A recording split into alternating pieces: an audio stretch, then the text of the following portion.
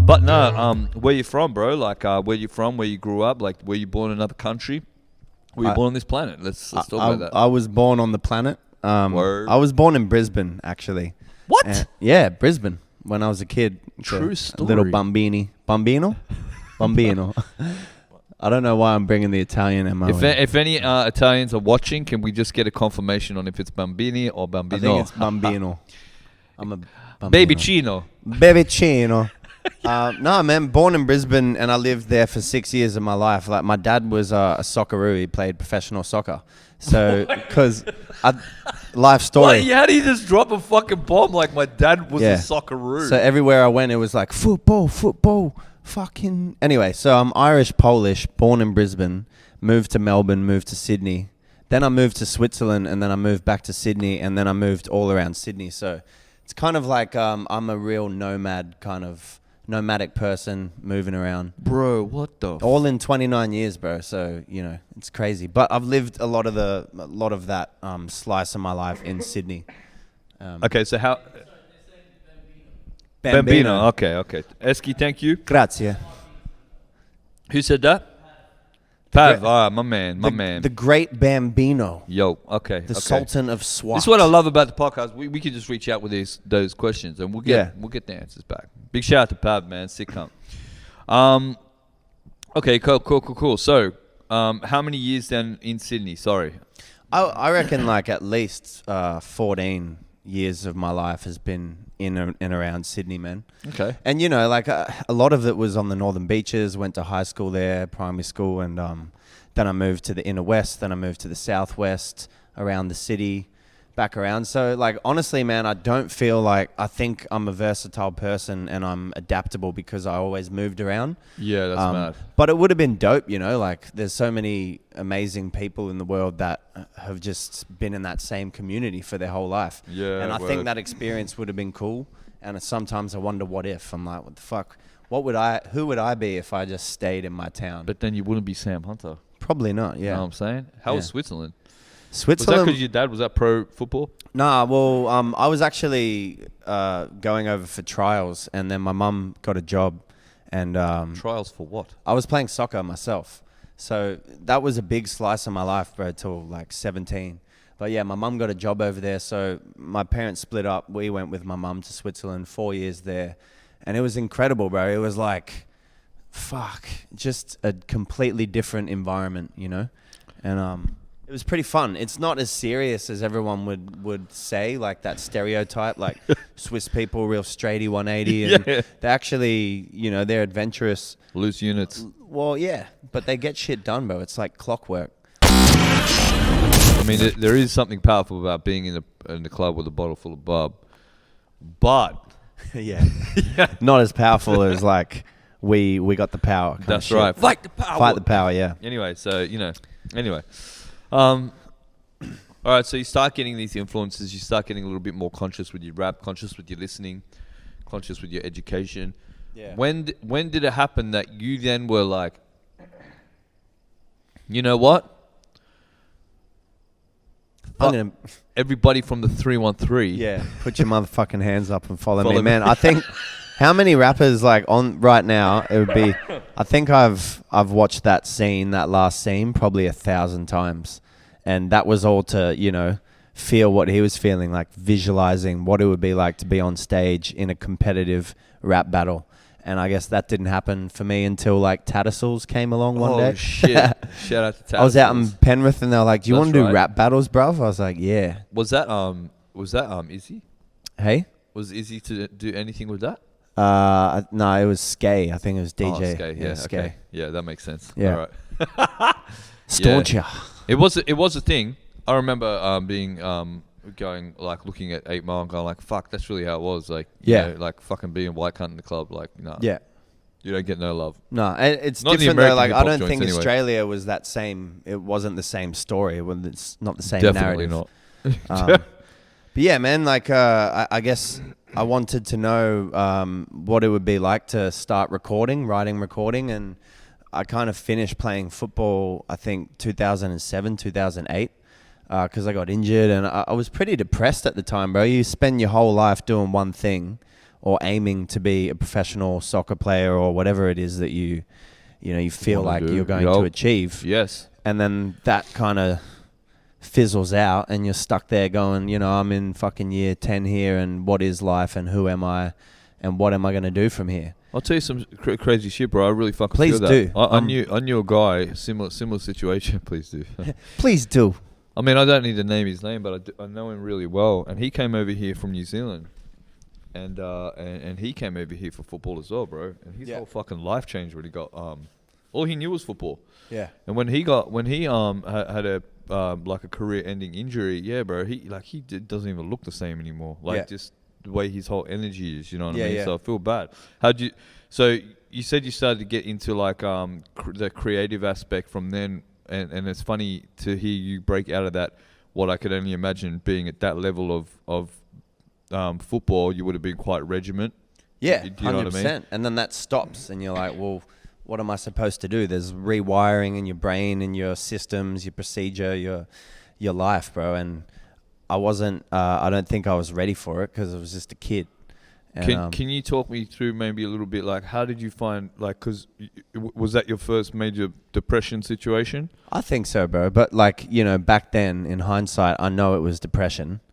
But you didn't know it at the time. At the time, I was like, what are all these feelings? At the time, you're like, everybody from the 319. Yeah, and I was like, well, what the fuck am I not a famous rapper for? I've got a massive catalog. How did you channel that, like, that negativity at the time in retrospect, and how did you turn that into, like, being a creative?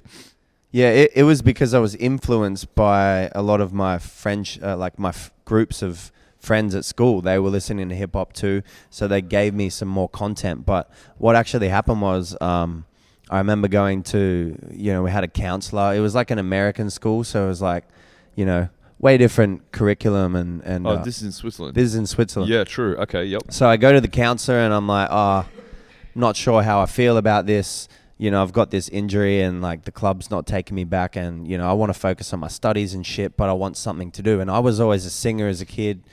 Did a lot of theater, musical theater and shit like that. And, I started writing my feelings down because the counselor was like, do that. Came back a few weeks later with all these kind of poems. Yeah. And it was like free verse. And she was like, I can't remember what her name was, but she was a big influence like for that year where I was depressed and talking to her. Yeah.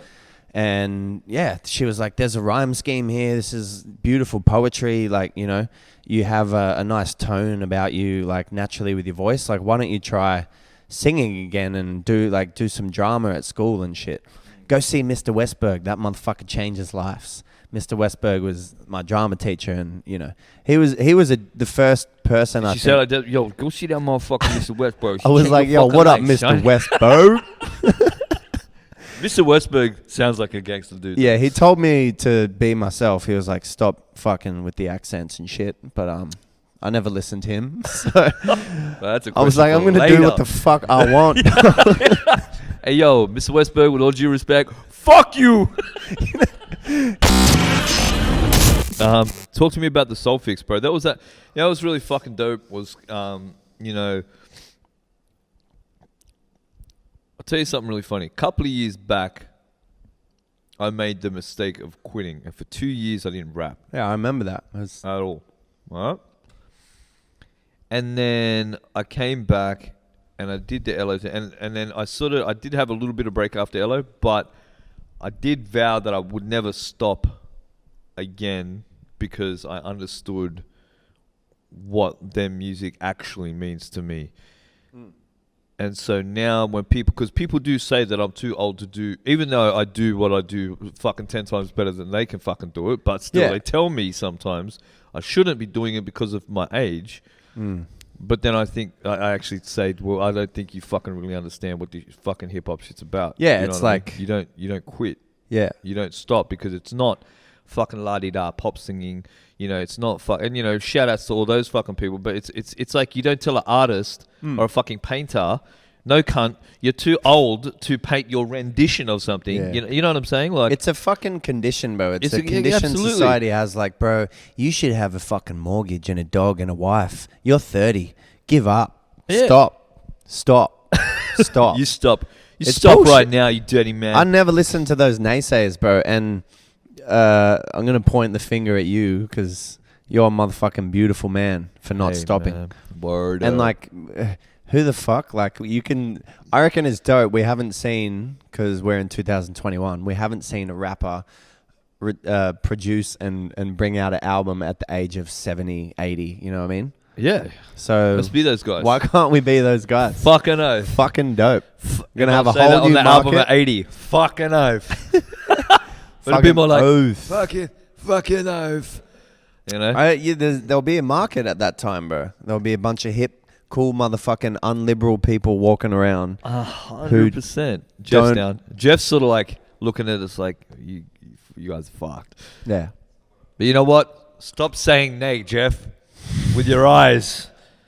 Motherfucker. Yeah, so I don't think age has anything to do with it. It's like you can do. Bro, I have really inappropriate.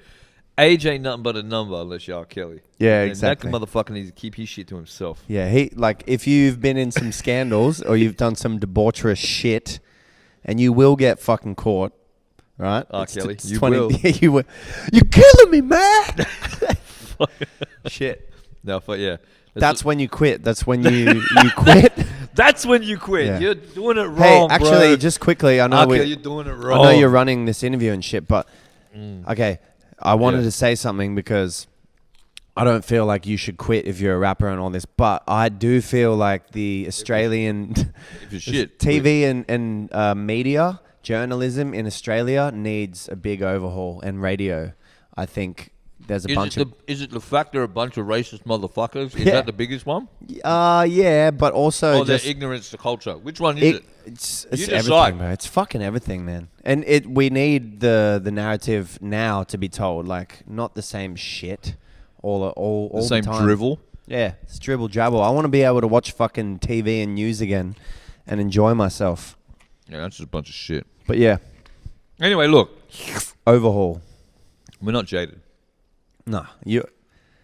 But what I'm asking you is, there's a point to my thing. The soul So fix. for you, Soulfix, right? Came back, got this new energy. And what was mad was then I saw Jack.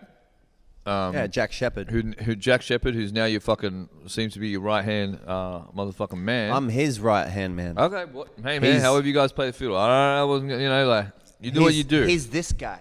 He's all up in there. Well, All up in my, all up in my fucking head. AJ number. Yeah. But, you know, what was mad though was like those shackles of just like those stereotypes and all that shit had really just like sort of, it felt like I had left you. Yeah. And then you created the Soul Fix, you know? Yeah. And how empowering was that to come back and start, you know, doing that? And big shout out to Nige and Nige is Hustle the and man. Flow, yo. Bro, Nigel gave me a platform again. Like, he gives everyone opportunities and platforms, and he's always, every night, there's something going down at Hustle and Flow. But yeah, it was empowering, bro. I got my life back, and I was like, every week, I'm going to have a motherfucking show, and I'm going to run the show, and I'm going to book everyone, and I'm going to host the show, and I'm going to perform at the show. And you're going to wear a suit. How selfish am I? No.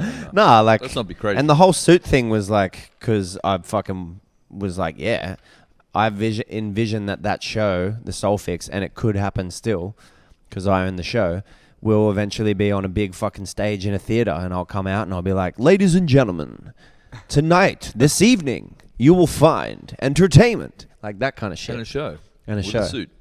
So it was 100% good. bro. And you know what? Then it ran through COVID, and we did like, I think, 30 plus shows for the Soul Fix, and it was dope having you on one of the second one. Yep. Pleasure to be there. It kept me sane, bro, to have a show every week or every 2 weeks through COVID. And you know, the one question or one thing people say now, like, oh, so everything's opening back up again, is it? Like, you're okay now? You're getting work?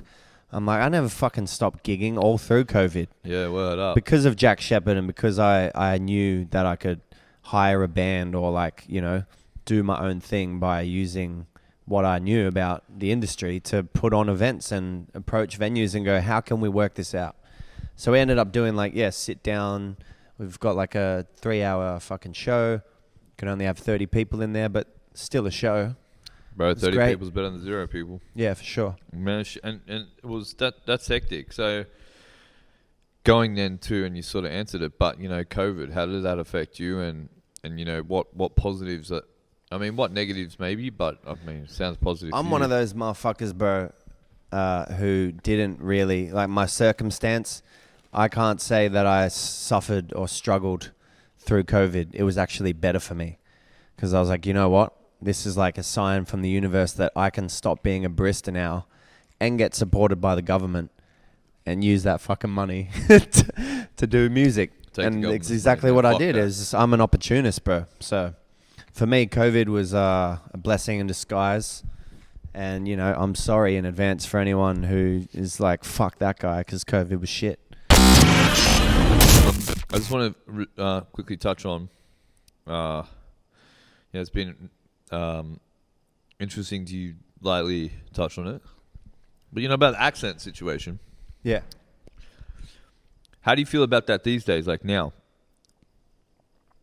Because actually, so for the people that know, obviously, like, you know, there's rapping in your natural accent, which I don't know what the fuck that means to you, because first of all, you're from fucking Intrapilli or some shit. I don't know.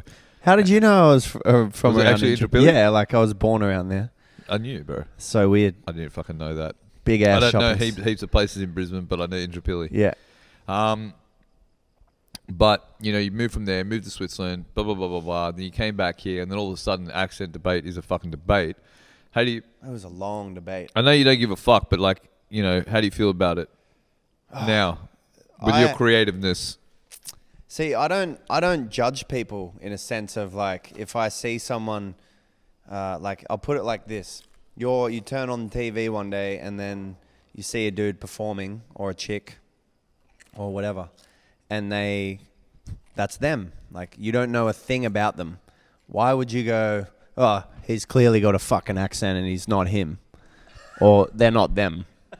Like, who are you to say who I am or what I've done? Like, you've just learnt about my story pretty much now, tonight, all of it. Well, that's true. I've never thought about it in that way. I'm just like, okay, so this is the first time I see this person. If you saw them 10 times and they were a rapper, and every single time they had a different accent, then you'd go like, oh, what's that about?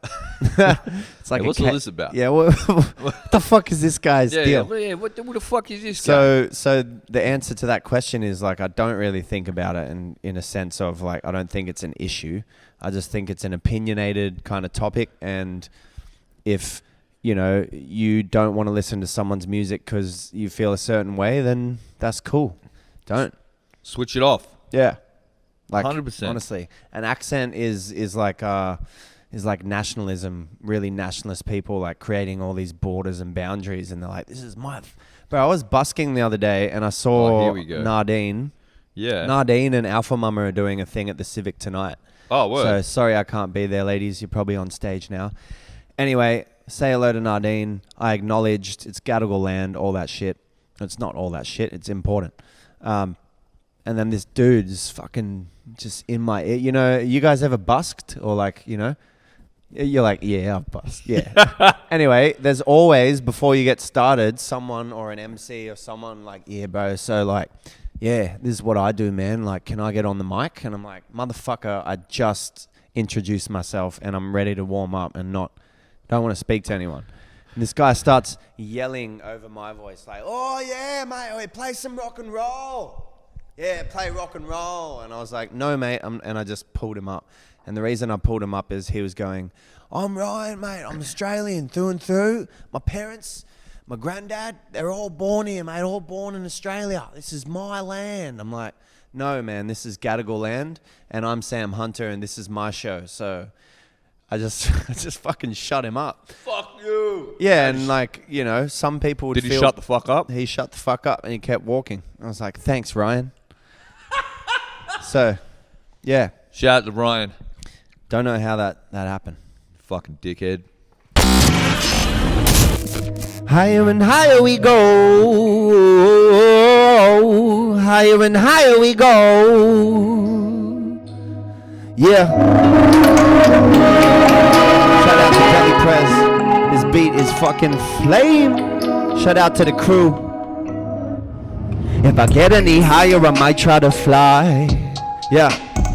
Addicted to hard work, stay on the grind.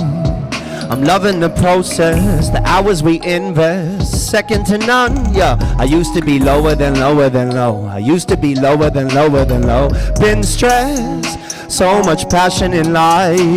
Feeling this happiness glowing inside. Got the feeling it's gonna be fine. I see the look on your face when you tell me you're tired, the reason you're late. You're living in fear of the unknown, yeah. The reason you hate, over and over again, over and over again. Excuses, yeah. Had a vision the future was useless. Humans were lazy, complacent, no purpose. Self-deprivation, a curse, man. Excuses,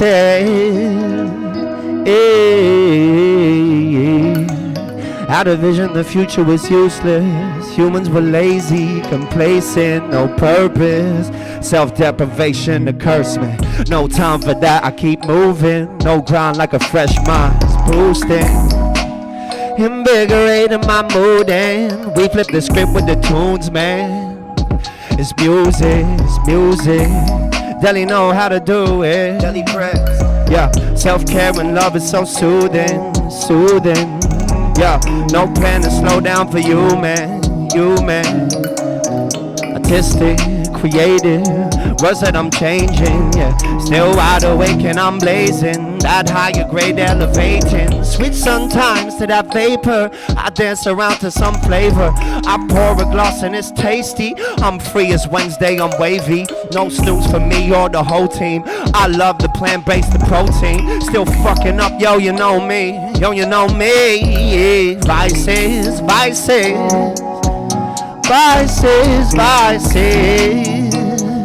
Over and over again.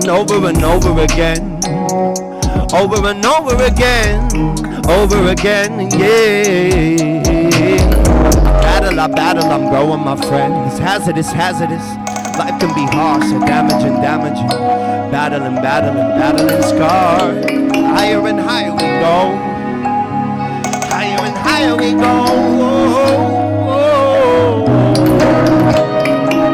Yo, Sydney City, represent Sam Hunter, Lee Monroe, the crew.